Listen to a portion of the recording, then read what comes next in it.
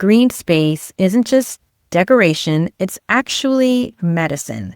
Hospitals where the patients that looked out over green space healed faster than the patients that were looking at just a brick wall. Hey, change makers and visionaries. This is Reimagining Community, where we dive deep into the stories of leaders who are reshaping the world, one community at a time. I'm your host, Garland Fuller, and every episode is a radical act of connection.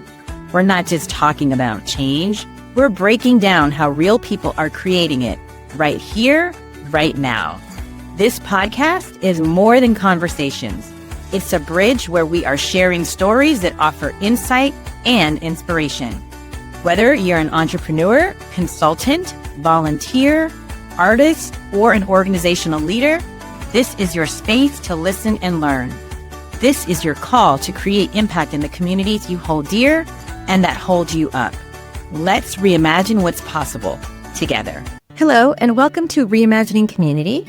This is the third Space Academy solo series, and we are reimagining the space between home and work. The ones that hold our stories, spark our ideas, and remind us that we belong. I'm Garland Fuller, and each episode will explore how people, place, and program can turn any gathering into a space worth coming back to. This particular episode, we are going to talk about being outside. We're talking about green spaces and the outdoors and how having them is more than a nice to have, but a must have. They are not only essential third spaces, but these are often the spaces that restore our well-being, invite belonging, spark creativity, and it's way beyond the four walls that we have come to know in terms of indoors. If you follow me on Instagram and LinkedIn and Facebook, I do a walk every morning. It is my way of resetting myself, getting myself moving, fresh air, being outside. It helps me so much to just have a starting point to my day. I know some people are meditator. I feel like my walk is a version of a walking meditation because I am very present when I am there, taking in the sounds, taking in the sights, touching grass, in some cases touching dirt, hearing rushing water. I have an amazing park near my house. And so every morning, this is not only something I've come to look forward to, it is something that has transformed my day. I was thinking about, okay, I want to do a solo episode on the outdoors, and I kept thinking, how can I tie this in? And honestly, if I did not do my walk every day, I don't know that my day would feel the way it does. It literally just sets the tone, the intention for myself, but also it's something that I wake up and I look forward to doing.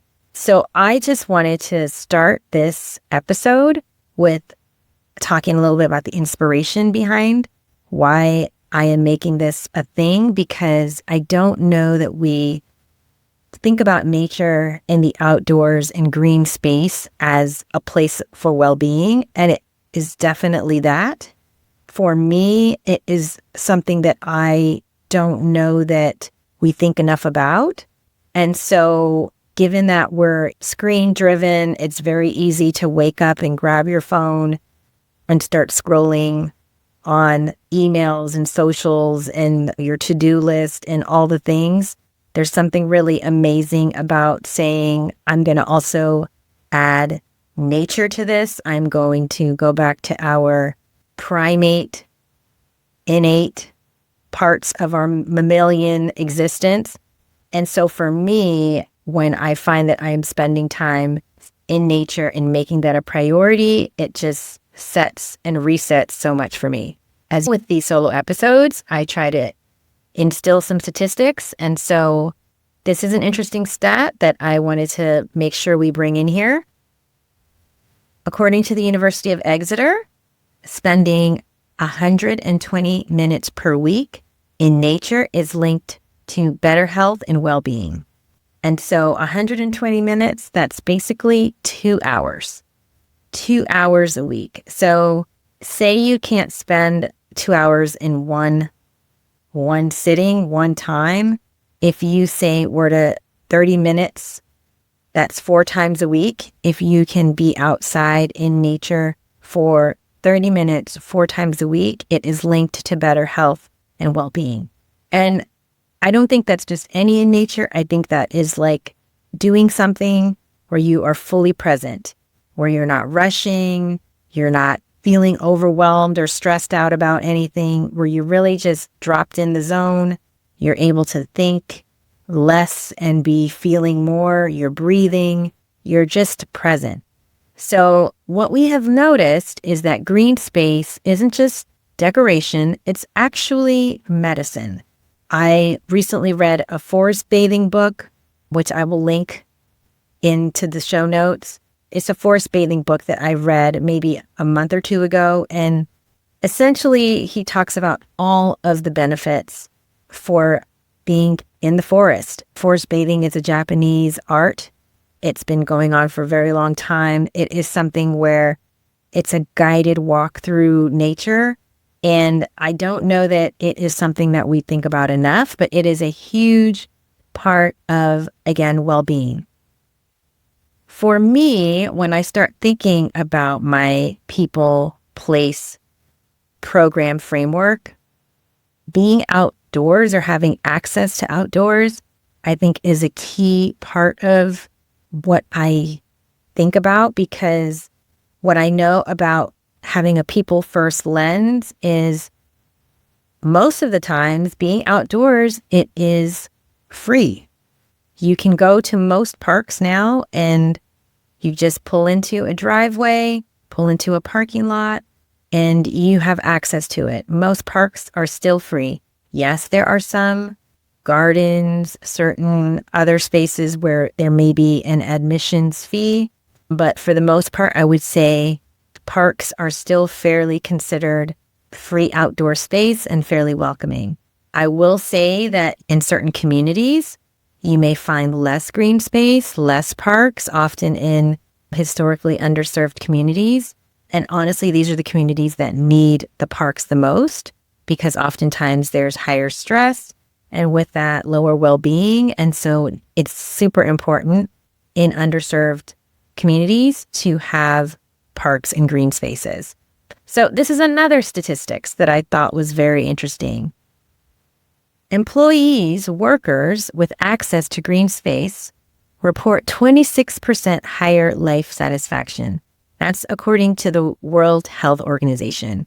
So if you have access to a green space, you may have higher life satisfaction. And having access, I think, is huge, because if you're in a downtown space or a place where it's concrete jungle, lots of high rises, you maybe don't have access to even a lawn or some type of park space.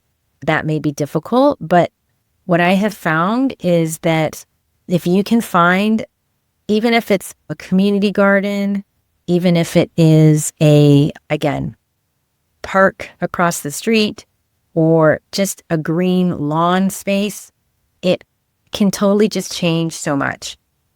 So what I have noticed when we're looking at examples of green space is community gardens.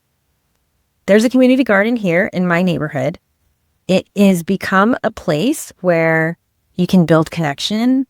A big part of community gardens is also growing food and getting back into the habit of knowing where your food is coming from and feeling pride and connection to growing your own food. And so whether that is herbs or whether that is actually vegetables, fruits, if you're doing any kind of edible flowers, there's all kinds of things that you can do as it relates to a community garden. And so as a third space, it has become quite popular. I know a lot of schools have put gardens into the school so that the kids can build a connection with food and get more curious and more engaged in where their food comes from. So I just would love to hear from you in terms of your own experience. What outdoor third spaces have shaped your sense of belonging growing up? Do you remember going to a community garden or a park?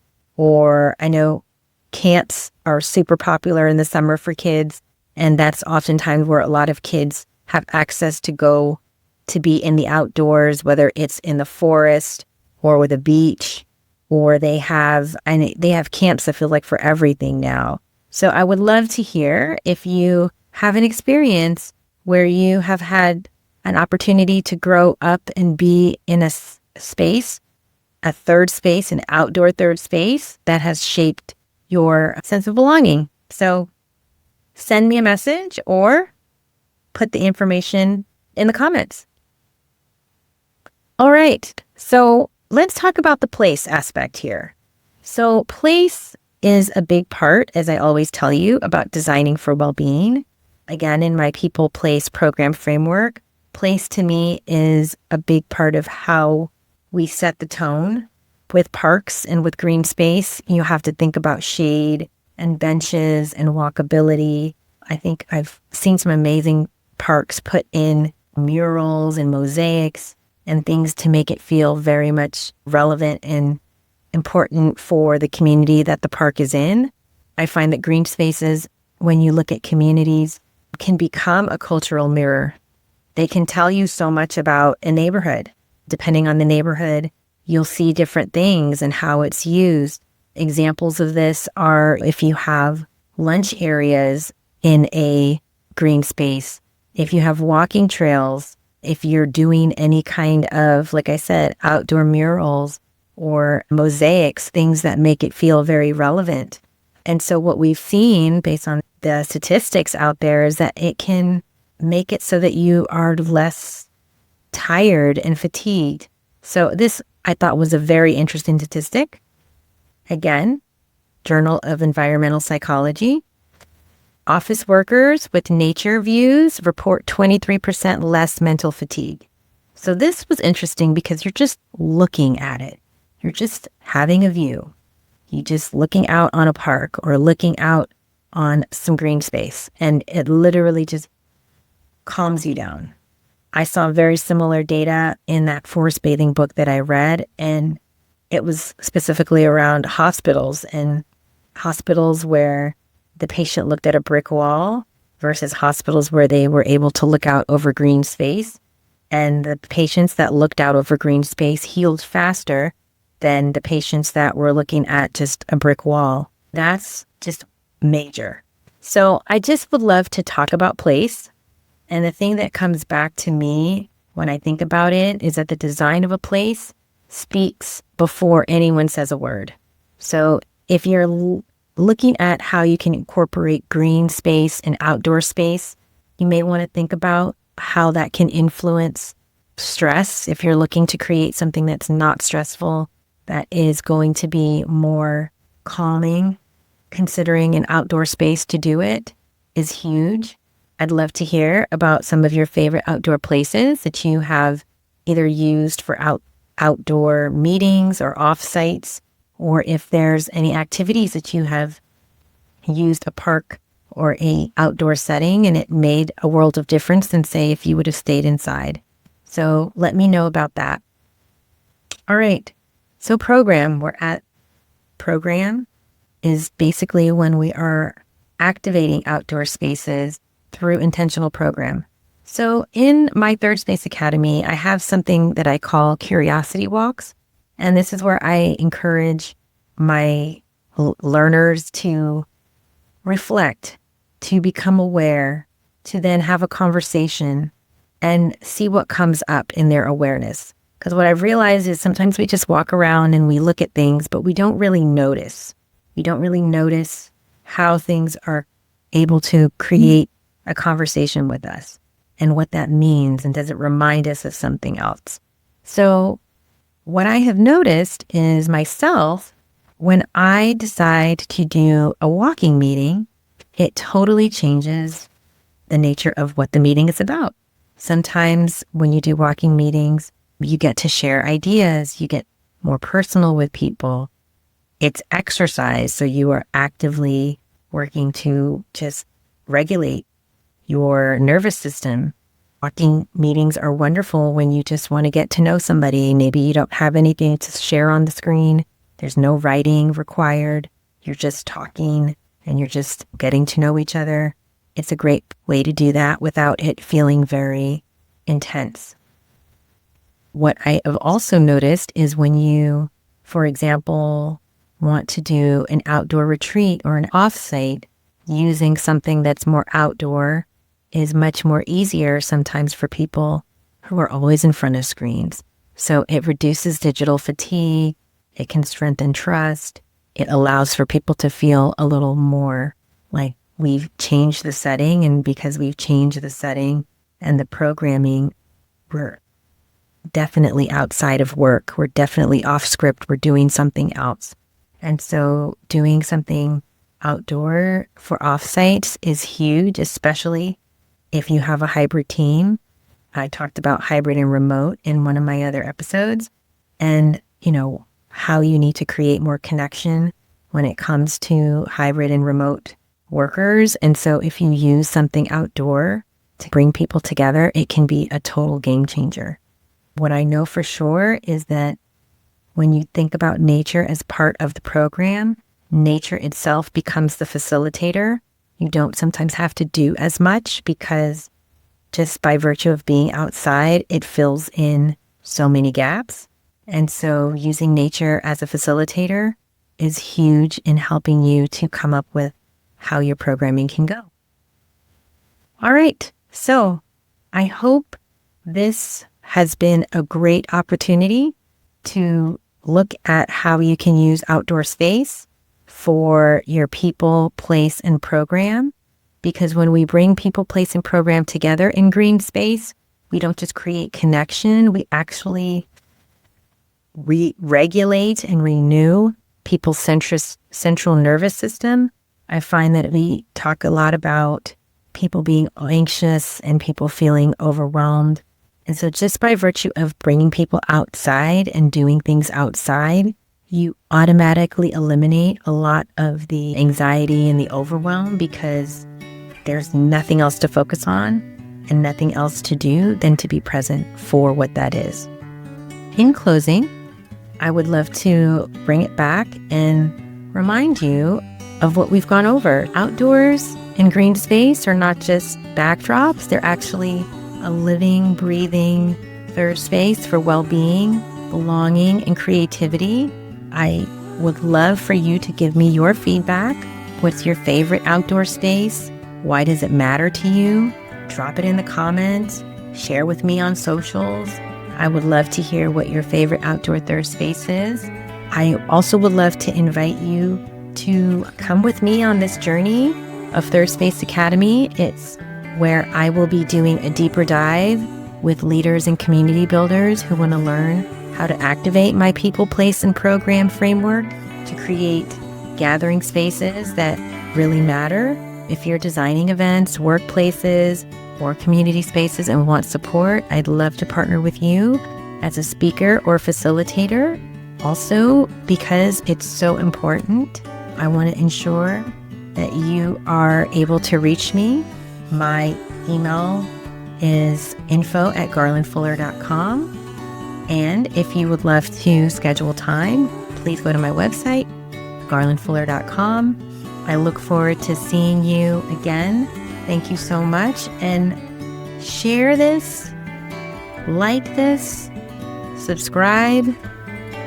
I look forward to doing more of these solo episodes with you. Thank you so much. Alrighty, bye-bye. If this conversation moved you, don't keep it to yourself. Hit that subscribe button and turn on notifications because every week we're bringing you more stories of real transformation. Drop a comment, share your thoughts, and tag the folks in your circle who need to hear this. Want to go deeper? Check out the Community Impact Collective. Sign up for my newsletter. The link is in the description. Now is the time. Are you in?